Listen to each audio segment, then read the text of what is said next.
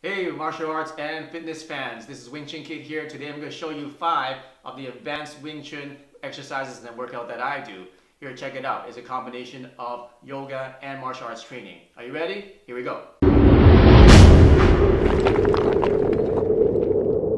Here's the single leg squat. It's a useful exercise to get really strong legs. Here's how you do it. First of all, let's do a regular squat. Just going down and up.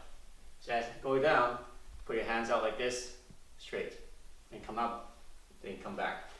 So from the side, just like this, and like this. So that's a regular squat with both legs. Now all you need to do is do it with one leg.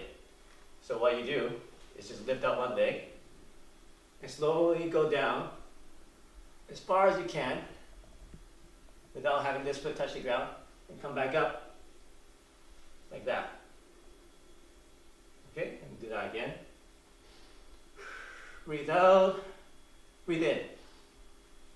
Make sure you combine your breathing with your movements. On the side, you can do it like this. Another point is to keep your toes pointing straight, not outwards and not inwards. Okay, so when I'm doing the squat, my toe is pointing straight. So this way, leg up, hands out, down slowly, all the way.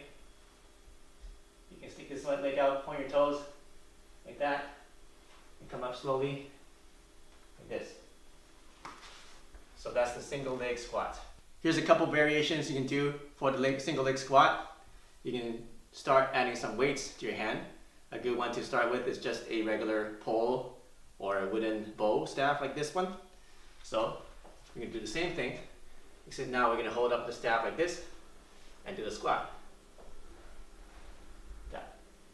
Wiggle your toes back and forth, turn it around, keep this nice and straight, and come back up with the weight. As you get stronger, you can add weight onto this. Here's an advanced version of the single leg squat.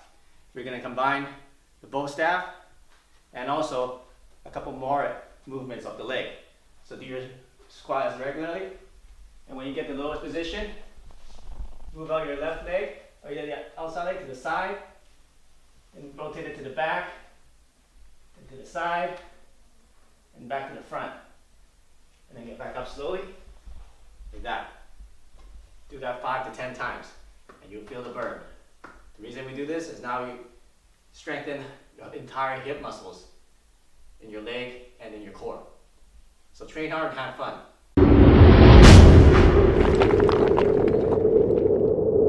The side plank. A lot of people do it with just the hands, which is great, but we're going to do it with our knuckles. This is really good for Jeet Kune Do training when they do their straight lead. Now you can use the side plank to solidify and strengthen your straight lead. We can do it on the ground. So how you do it, just start kneeling on the ground, put your fist down in the vertical position, stretch out your legs, the left one, and then put your right one underneath it. Now once you got this position, try to keep your body straight. Don't hang it like this, don't bend it like this, keep it nice and straight. Try to imagine a straight line going from your top of your head to your toe. Then stick out this arm, raise it up as high as you can, and make a nice stretch from the fingertips down to your knuckles. You can do it holding a knuckle, or you can do it opening your hand, or like this. And try to feel it go straight across your back, like that. So that's a side knuckle plank, and train that and you get a stronger punch. A couple variations you can do is change the angle of your fist here. So we did the vertical one like this, but we can also change it to be horizontal like this. So try it out, and you can start training some other positions. So this is a horizontal punch, and you can do the same thing like this. So instead of doing it this way, you do it this way, horizontal. So put your fist horizontal like this, and then do it horizontal like this. If it's getting too easy for you, you can start adding weights, small weights to start with, and start doing it like this.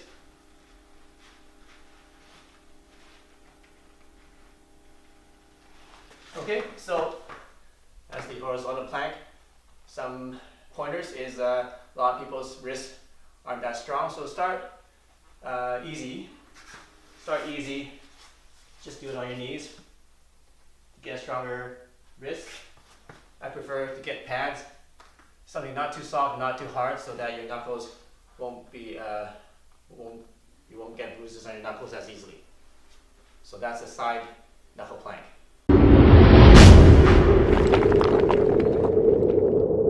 Knuckle handstands. Here's how you do them. A lot of people do handstands with their hand, and this is great. But if you want to train your wrist and train your knuckles for toughness, knuckle handstands is the way to go. You'll also get stronger shoulders and stronger back. All right, here's how you do it.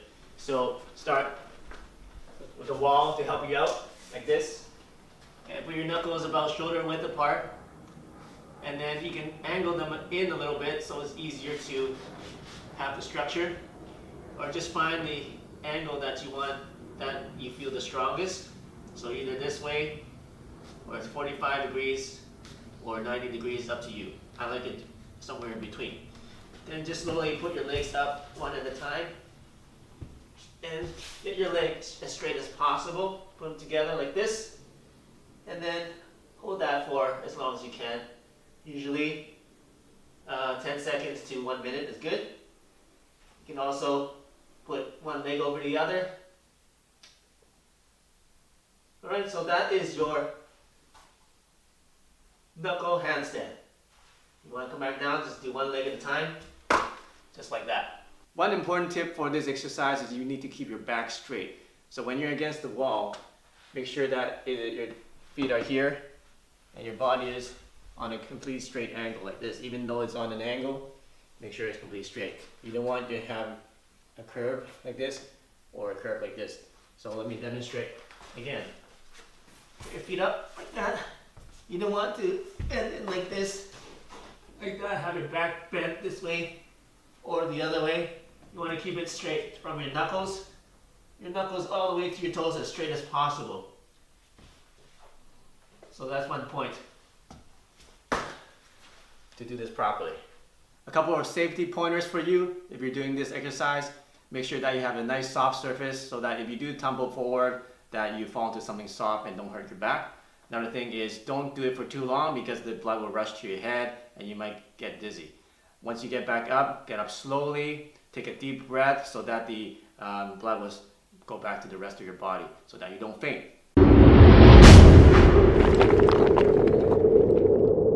We're going to show you how to do the knuckle crow. Now you see a lot of people doing the crow. It's a yoga pose with their hands like this, which is great. But can you do it with your knuckles? Now here's how you do it. The easier way to train this, if you haven't done this before, is to get a block like this. If you don't have something like this, get a telephone book or just some towels is fine too. So you can start doing this. Before you do knuckles, obviously do the hand ones, but once you do the hand one, you're going to graduate and do our knuckles. Easier way to do it is to have your thumb here to help balance a little bit more, a little bit easier. So from here, you're just going to put our elbows behind our knee, like this, on the inside of our legs. And then we're going to just rock forward, and then put our head there so you get a nice balance and you're not scared of rolling over. Now once you get balanced, now just rock back a little bit, then you can get your head off the block, like that. Once you get good at that, then you don't need the block. See, my head is off the block now, right? Okay, so once you get good at that, do it without the block. You might want to put some padding here just in case you fall forward, doesn't hit your head on concrete or a hard floor. This is a little bit softer, so it's okay. So what you can do is start this about shoulder width. Find the nice position, not too wide, not too narrow. Let's find the strongest position you can find, and then do it like that. And what you can do is adjust your knuckles back and forth to get that balance. Now once you get better, we're not going to use the thumbs anymore. We're just going to use our knuckles to get the balance. Now this is harder, but once you get the balance well, then you can do it like this. Okay, so that is the knuckle crow. The way I train this is to hold the position for 30 seconds to a minute. Now, what you might want to do is, if you can't balance for that long, that's okay. Just do your best. If you're off balance, just adjust back and try to hold the position again. And if you're off balance, just go back to that balanced position. Eventually your wrist will get stronger and your balance will get better. So this exercise is very good for training the wrist power and training the strength of your muscles and your hands. And also trains you to have the nice structure of your elbow, trains you to have the right angle of your forearm so that you get the most power, trains everything to solidify your structure to increase your punching power. Here's a super advanced version for you that are insane and want to do something crazy. Start training your fingertips to do the crow position. So we're not doing just knuckle crow, we're doing fingertip crow. How I do it: put your fingers in position, find the strongest position you can feel, and then do the crow position.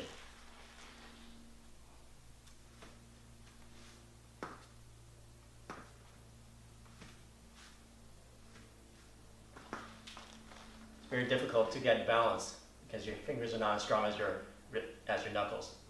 So train hard, and you can start doing it for 1 second, 5 seconds, and start doing this advanced training. Now we're going to do the single knuckle push-up. This is an exercise you can do once you get good at doing a lot of push-ups. I say at least 50 push-ups without stopping. Then you can start doing single hand push-ups with just your knuckles. Here's how you do them.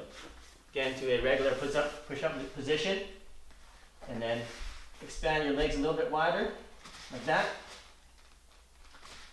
And then get nice and comfortable, feel a nice strong position. Now put one hand behind your back, and then go down on one, like that. And make sure you do good breathing while you're doing the exercise to get more strength and to have proper technique.